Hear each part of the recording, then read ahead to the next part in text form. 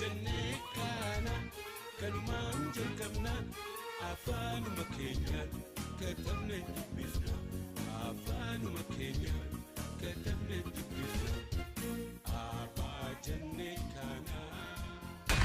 Akkam jirtan daawwattoota OBN Gaammee an maqaan koo Amartii Lamaan jedhama. Maqaan koo Tasfaa Gorgis jedhama. Maqaan koo Keemboon Jibriil jedhama. Maqaan koo Alsaan Abtaamin jedhama. Maqaan koo Nimoonaa Warqee jedhama.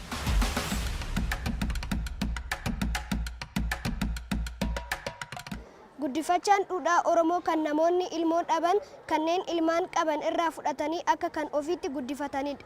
Sababoota guddifachaan itti raawwatamu keessaa tokko dhabduu ta'uudha. Kan lammataa immoo daa'imman sababa adda addaan maatii isaanii yoo dhaban firii yookaan gosti akka ilmoo ofiitti yoo guddifatudha. Haalota ilmoo guddifachuuf nama dirqisiisan kanneen keessaa kan jalqabaa haa ilaallu. Maatiin tokko waggaa dheeraaf waliin jiraatanii ilmoo dhabuu danda'u. Kanarraa kan ka'e abbaan warraa fi haati warraa mari'achuun maatii daa'ima irraa guddifachuun firummaa isaanii cimsachuuf barbaadan adda baafatu. Itti aansuun maanguddoo dhimma kanaa maatii ilmoo irraa guddifachuuf barbaadanitti himuu fi amansiisuu danda'u ergatu. Maanguddichis warra finnaa irraa guddifachuu barbaadan bira deemuun kan nama dhowwatus waaqa ta'uu itti himuun amansiisa. Warri daa'ima irraa guddifamus dhugaa kana waan beekaniif hin didan. Achis daa'ima isaanii rakkoo tokko malee guddisuu danda'uu isaanii qofa adda baafatanii eyyentaa ibsuuf. Maanguddichis yaada kana gara maatii finnaa guddisatti geessa.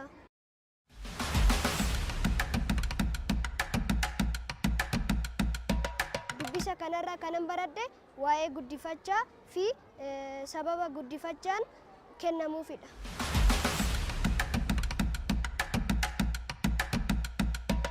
Mata dureen dubbisaa koo abbaa fi ijoollee torban. Bara durii namicha beekamaa tokkotu ture. Innis ijoollee torba qaba ture. Ijoolleen isaa torbanuu waliigaltee hin qaban.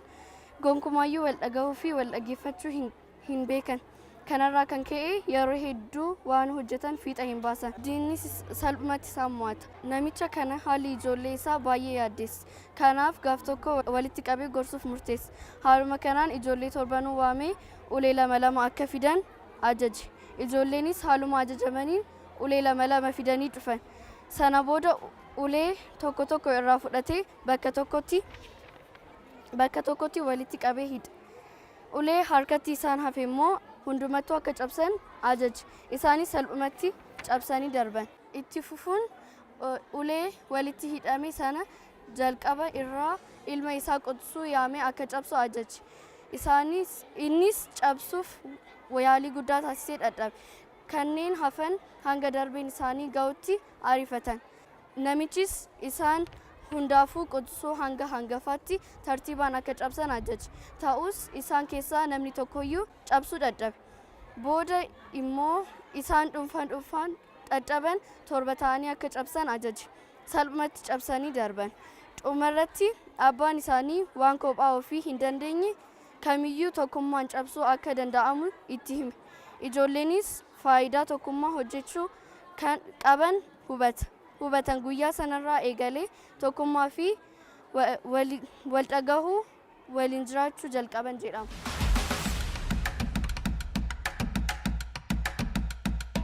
Waan ani dubbisa kanarraa baradhee tokkummaa waliif qabu akka qabnudha.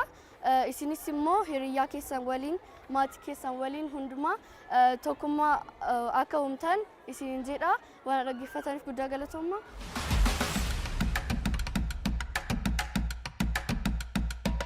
Mata dureen dubbisa kiyyaa nyaata aadaa Oromooti. Oromoon nyaata aadaa akaakuu baay'ee qaba. Isaan keessaa muraasni buna qalaa, kashii, marqaa, hancootee, qorii, buraatoo, laaffisoo, cuukkoo, cuumboo, caccabsaa, qorsoddomaa fi kanneen kana fakkaatan ni eramu. Nyaanni aadaa kunniin godinaalee Oromiyaa garaagaraa keessatti kan beekamanidha. Nyaanni aadaa hunduu akkaataatti qophaa'an maalirraa akka qophaa'anii fi yoom akka qophaa'an qabu. Nyaanni aadaa kanneen keessaa buna qalaa, marqaa, qorii fi laaffisoo haa ilaallu. Buna qalaan godinaalee Oromiyaa hedduu keessatti kan beekamudha. Nyaanni kun kan qophaa'u buna duudaa akaa'uudhaan dhadhaan itti naqamee nyaatama. Nyaanni kun yeroo jila adda addaa qophaa'a. Fakkeenyaaf yeroo sirni gadaa gaggeeffamu, yeroo cidhaa, yeroo masqalaa fi yeroo waaqa kadhatan qophaa'a. Nyaanni aadaa Oromoo biroo cuumboo fi cuukkoo jedhamu. Cuumboon godinaalee Oromiyaa keessaa godinaalee Wallaggaa keessatti bal'inaan beekama. Cuumboon xaafii diimaa irraa tolfama. Nyaanni kun guyyaa ayyaana waggaa fi gaafa keessummaan kabajaa dhufu itti simachuuf qopheeffama. Nyaanni biroon immoo cuukkoodha. Cuukkoon garbuu mi'eessituu garaagaraa fi dhadhaa bassaa irraa qophaa'a. Nyaanni kun yeroo dheeraa turuu waan danda'uuf imaltootaaf akka galaatti tajaajiluu danda'a. Nyaanni aadaa Oromoo biroon marqaadha. Marqaan Oromoota Arsii biratti daraan beekama. Marqaan garbuu fi dhangaa biroo irraa qophaa'a. Keessummaa kabajaa fi yeroo ayyaana adda addaa qophaa'ee nyaatama. Qoriinis nyaata aadaa Oromoo keessaa isa tokko. Irra caalaatti godina Shawaa Kaabaatti bal'inaan beekama. Qoriin daakuu, xaafii diimaa fi dhadhaa bassaa itti naquun qophaa'a. Qoriin nyaata yeroo hundaa qophaa'u miti.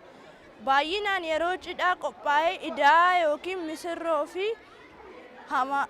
hamaamotaaf kan dhiyaatudha. Haati intala ishee heerumtuuf qorii qabeetti naqxee kennitiif.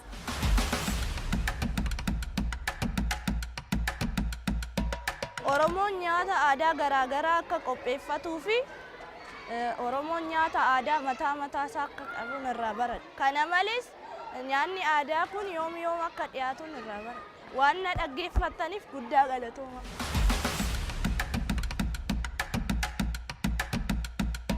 Mata dureen dubbisa kootii araada.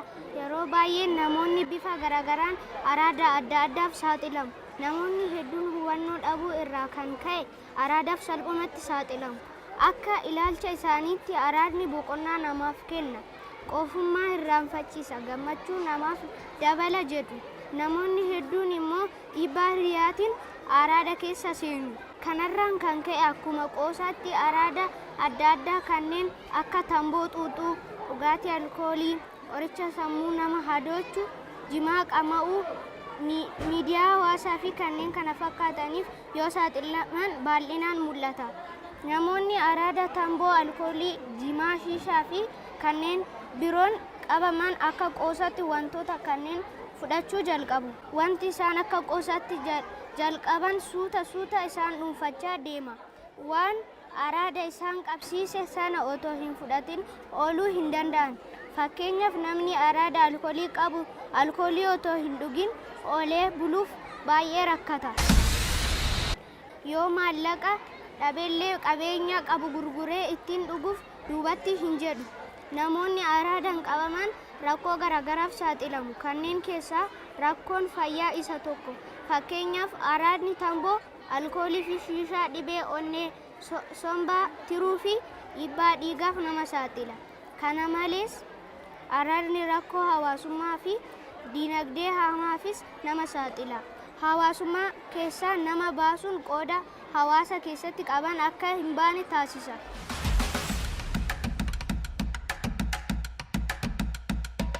Ijoollee dubbisa kanarraa kan hin baradhe araadni miidhaa hamaa akka qabuu fi wantoota araada nama qabsiisan akka hin fudhanne isin gorsa.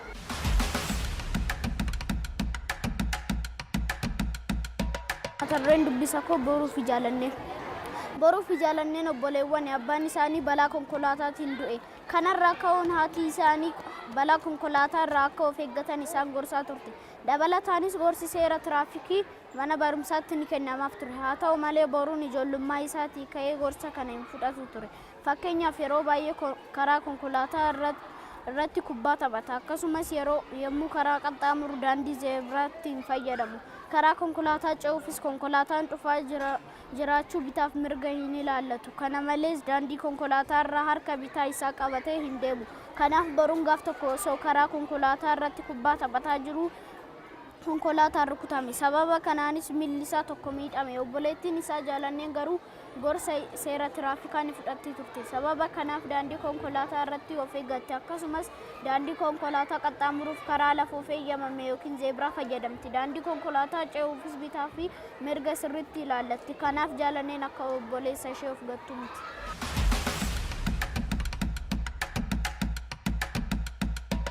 Dubbisa kanarraa kanan baradhe yeroo daandii konkolaataa irra qaxxaamurru bitaaf mirga keenya ilaallannee karaa zeebraa irratti qaxxaamuruu qabna. Waan dhaggeeffataniif guddaa galatooma.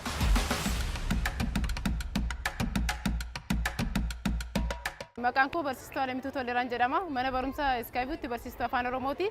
Kan amma irratti ibsa isiniif kennuu barbaadu faayidaa dubbisuu. Dubbisuun faayidaa hedduu qaba. Fakkeenyaaf jalqaba irratti yoon kaase dubbisuun namni yeroo baay'ee deddeebi'ee dubbisu dubbisni dandeettii dubbisuu isaa akka gonfatuuf ni fayyada. Inni kan biraan barattoota wal qabsiisnee olaalle barattoonni keenya yeroo baay'ee barattoota ciccimoo warri ta'an dubbisa irratti xiyyeeffatanii waan barsiisan guyyaa barsiise galgala irra deebi'anii kanneen qayyabatanii fi qophii gaa qormaata saniif illee kan taasisan dubbisa irraa kan ka'e waan ta'eef jechuudha. Inni kan biraan faayidaan dubbisuu bashannanaaf illee ni gargaara. Fakkeenyaaf bashannanaaf akkamitti gargaara hojjennu walaloo garaagaraa yeroo dubbisan sheekoowwan adda addaa yeroo dubbisan barattoonni kana gaafa dubbisan itti bashannanuuf itti bohaaruun achumaan sana keessa ergaan barattoonni yookiin dhaamsi isaan argatan ni jiraata jechuudha. Kanaaf barataan kamiyyuu akka waliigalaatti dubbisni faayidaa hedduu qaba jennee kaasneerraa kanaaf sirriitti yeroo hundaa irra deddeebiin dubbisuu fi akkasumas barattoonni qabxii gaarii fiduuf dandeettii amaleeffannaa dubbisuu qabaachuu qabdu kan jedhu dhaamsa koo isiniifan dabarsa. Nagaatti.